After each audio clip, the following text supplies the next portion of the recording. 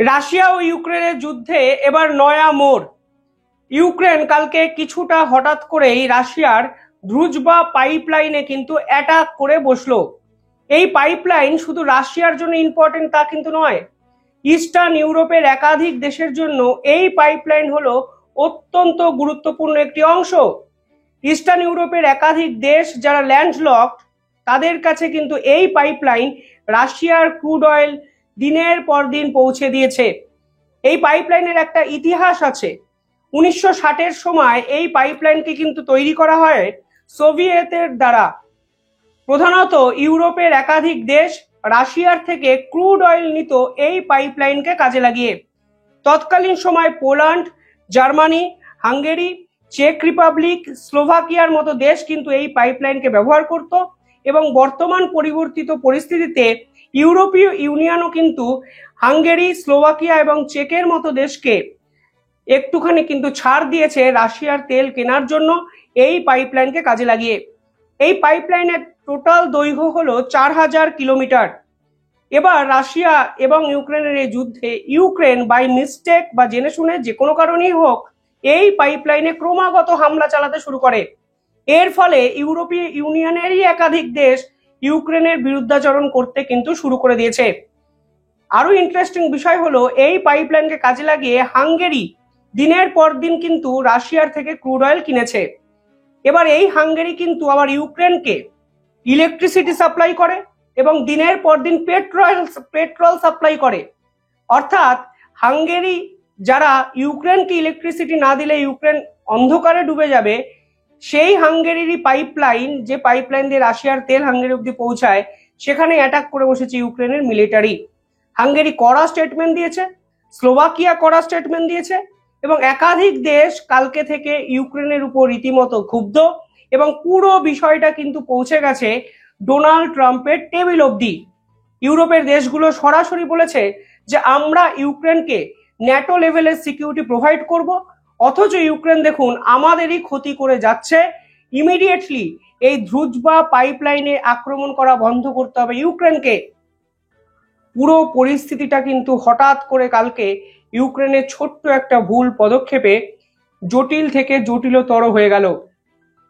একাধিক জায়গায় রিপোর্ট প্রকাশিত হয়েছে যেখানে বলা হয়েছে ডোনাল্ড ট্রাম্পও রীতিমতো ক্ষুব্ধ এই ইউক্রেনের আচরণে।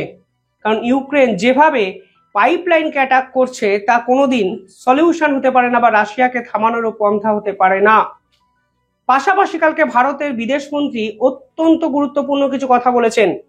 বর্তমান সমসাময়িক মানে এই যে পরিস্থিতি তৈরি হয়েছে, সেই পরিস্থিতি নিরিখে যে কথাগুলোর ব্যাপ্তি কিন্তু মারাত্মক। এবং ডক্টর জয়শঙ্কর এই প্রথম এতটা আক্রমণ করলেন ডোনাল্ড ট্রাম্পকে, একদম সরাসরি আক্রমণ, কোনো ভনিতা নয়। ভারত যে তার অবস্থান ক্রমাগত বদলাচ্ছে তা পরিষ্কারভাবে বোঝা যাচ্ছে। এতদিন অবধি ডোনাল্ড ট্রাম্পকে নিয়ে ভারত কিন্তু কিচ্ছু বলেনি। ভারত কিন্তু আমেরিকার পলিসির কড়া সমালোচনা প্রকাশ্যে করেনি।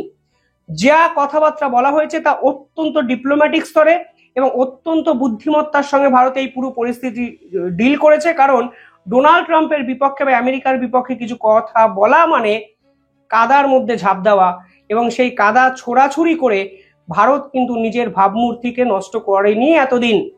কিন্তু কালকে ডক্টর জয়শঙ্কর রিয়েলাইজ করলেন এই আমেরিকা আসলে চুপ করার পাত্র নয়। এরা চুপ করে থাকাটাকে দুর্বলতা ভাবে।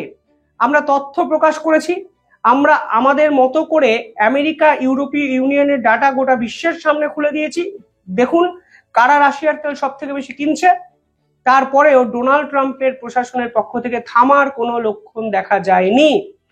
ডক্টর জয়শঙ্কর কালকে বলেছেন যে আপনারা দিনের পর দিন আমাদের থেকে যে রিফাইন অয়েল কিনছেন, যে ডিজেল কিনছেন, আপনারা পছন্দ হলেও সেই তেল কেনা বন্ধ করে দিন। আমরা তো কখনো আপনাদেরকে ফোর্স করে শোধন তেল কিনতে বাধ্য করিনি। আপনারা আমাদের সমালোচনা করবেন অথচ আমাদের থেকে তেল কিনবেন, এই রকম দ্বিচারিতা ভারতবর্ষ আর মেনে নেবে না। If you don't like it, don't buy it. কিন্তু আপনারা পছন্দ করছেন না অথচ ডিজেল কেনা ভারতের থেকে বন্ধ করছেন না, এই দ্বিচারিতা কেন? পাশাপাশি ডক্টর জয়শঙ্কর পরিষ্কার বলেছেন nobody had forced anyone to purchase refined oil or products from India. কেউ মাথার দিব্যি দেয়নি যে আমাদের থেকে আপনাকে তেল কিনতে হবে। কিন্তু যখন তেল কিনছেন তখন ন্যূনতম ডিগনিটিটা বজায় রাখুন, যেটা ভারত এক্সপেক্ট করে। আপনারা কিন্তু যে ডিজেল কিনছেন তা কিন্তু ওই রাশিয়ার তেল শোধন করার পরই ভারত আপনাদেরকে বিক্রি করছে এবং আপনারা সস্তায় ভারতের থেকে কিনছেন বলে ছুটে আসছেন। তাহলে ভারত ক্রুড অয়েল কিনছে বলে আপনারা ভারতের বিপক্ষে অন্তত 25টা স্টেটমেন্ট দিয়ে দিয়েছেন 10 দিনে, কিন্তু আপনারা সেই তেল কেনা বন্ধ করছেন না। যদি ভারতকে অপছন্দ করেন তাহলে তেল কেনাটাও বন্ধ করুন।